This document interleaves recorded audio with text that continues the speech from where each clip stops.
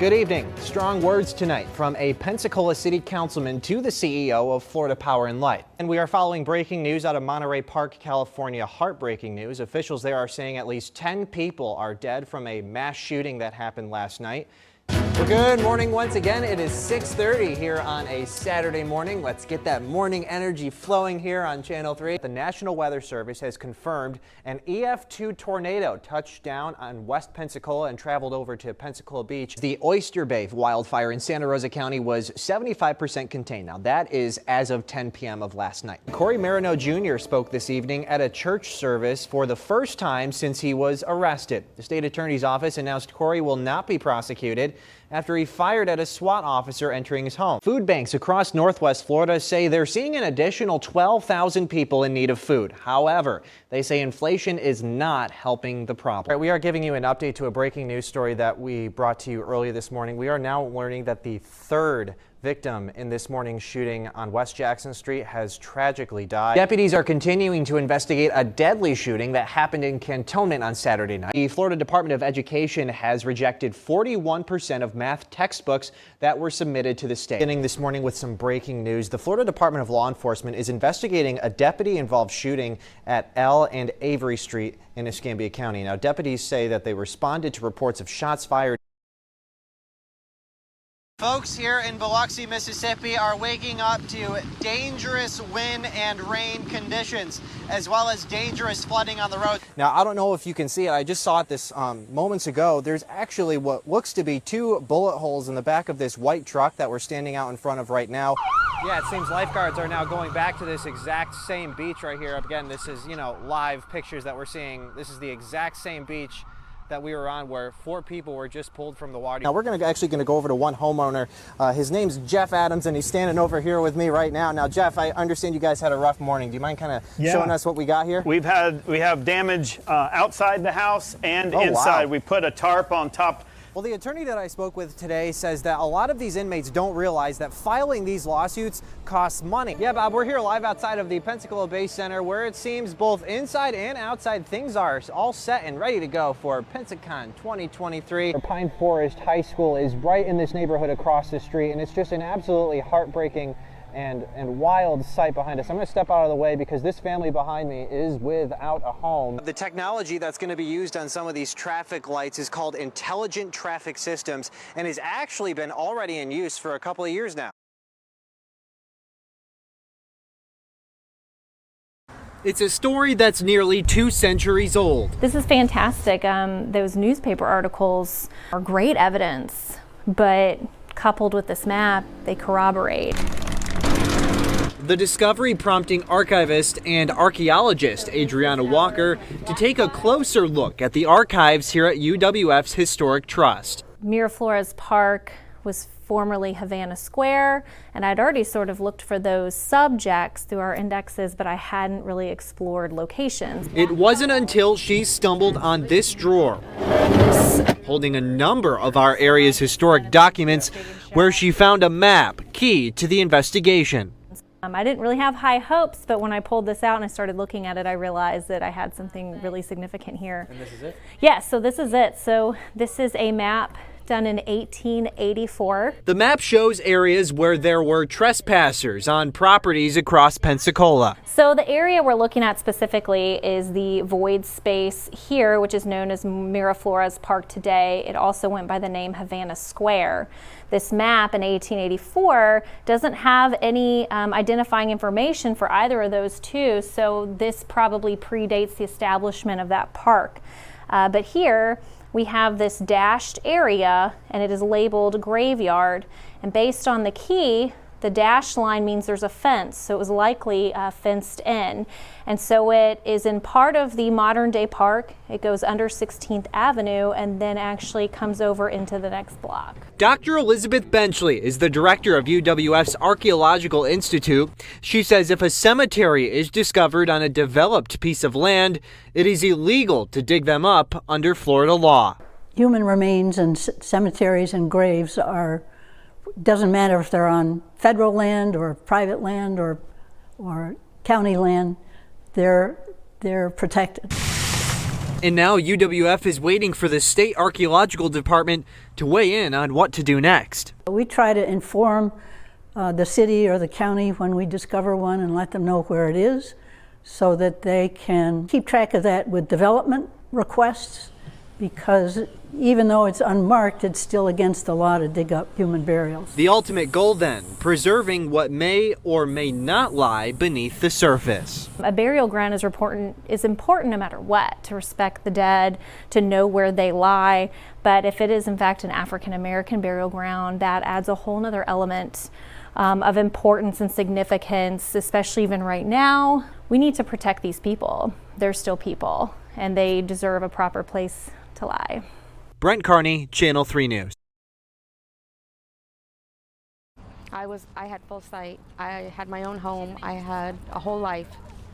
So it was devastating. 6 years ago, Sharon Anderson's life turned upside down. She tells me she was diagnosed with multiple sclerosis in August of 2016, which affected her eyesight. I had to learn how to use a cane. I've had to learn how to remanipulate even the simplest tasks like turning on and off a stove, finding buttons on a microwave. She's now legally blind and depends on her roommate Doug and her guide dog Maddie to go to church and help her with other day-to-day functions. But Doug can't be there all the time. Sometimes Sharon says that she needs to cross this intersection in Escambia County to get to a convenience store on the other side. I have been in situations where cars have come very close to hitting me. Thankfully, I've not been hit. How scary is that? It's extremely scary when you're left by yourself. It's extremely scary when you're trying to cross traffic, especially on major highways. Yeah, see, there's nothing for me. Sharon uses her feet to feel for what's called the tactile paving section of the crosswalk. These raised sections help vision impaired people to know when there's a change of height, alerting them to when they're leaving the sidewalk and possibly going into the road. This one here at Clifton and Michigan Ave, flat and outdated.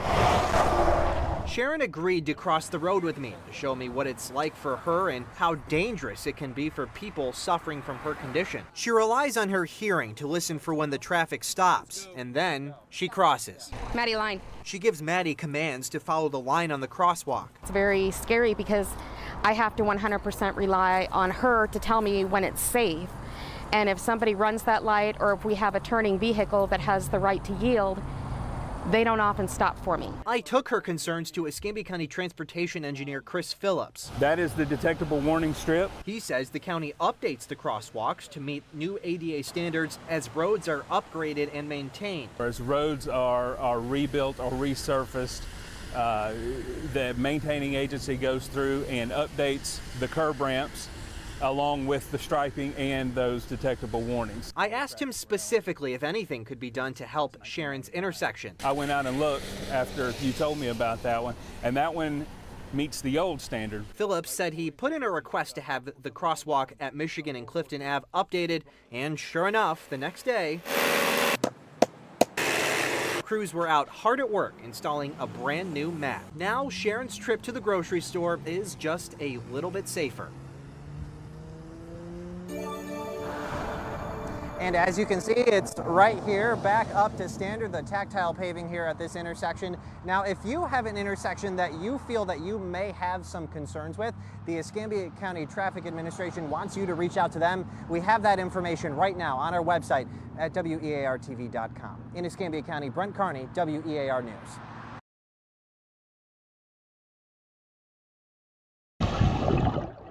It's images like these that take your breath away. A whole new man-made world hidden beneath the waves of the Gulf of Mexico. Robert Turpin is Escambia County's Marine Resource Manager, and his team is in charge of deploying and maintaining the county's artificial reefs. The ecology of the Gulf of Mexico, the marine life, have a particular set of habitat requirements. So first and foremost, we want to enhance our sandy seafloor to emulate those natural habitats. Turpin says the reefs themselves are designed to protect and restore underwater marine ecosystems. They can be anything from a concrete block to an aircraft carrier like the Oriskany.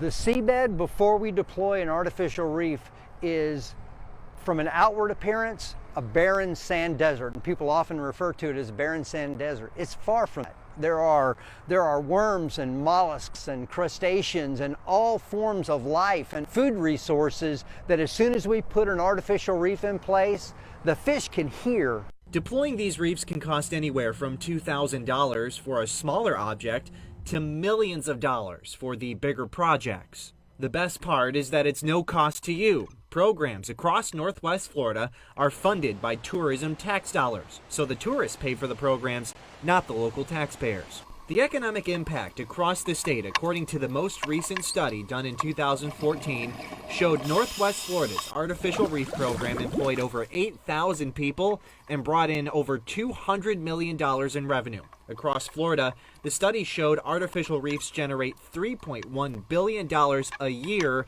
in economic output. Fritz Schar is the owner of the MBT dive shop in Pensacola. He says every new reef deployed is a win for the dive community. Absolutely. The more reefs, the better. I'd like to see another couple shipwreck-style reefs instead of now all the bridge rubble that they've been taking out and disposing from the 3-mile bridge is great, but people like to see the traditional shipwreck. What's the best part about diving in Northwest Florida? It's got a little bit of everything. We have shipwrecks, we have artificial reefs. There are days where we have Caribbean-like visibility. We have a tremendously healthy ecosystem here. Recently, Okaloosa County sank a 64-foot decommissioned tugboat. The Miss Joanne now sits in 119 feet of water, providing homes for fish like amberjack and cobia, and it's also a new place to dive. I met up with Okaloosa County Coastal Resource Manager Alex Fogg to get a better understanding of how this all works. So behind us we have some targets that were donated to us by Eglin Air Force Base. We have some modules that were donated to us by a reef contractor that went out of business. Fogg says this program brings in about $10 million for Okaloosa County. Now, after seeing the reefs in person above the water, I was invited to see how this program works in its natural environment, out in the Gulf of Mexico. Alex, along with the folks at Shark Quest Dive Shop, took us out to a reef that's been lying off the coast of Destin for 30 years, the Miss Louise.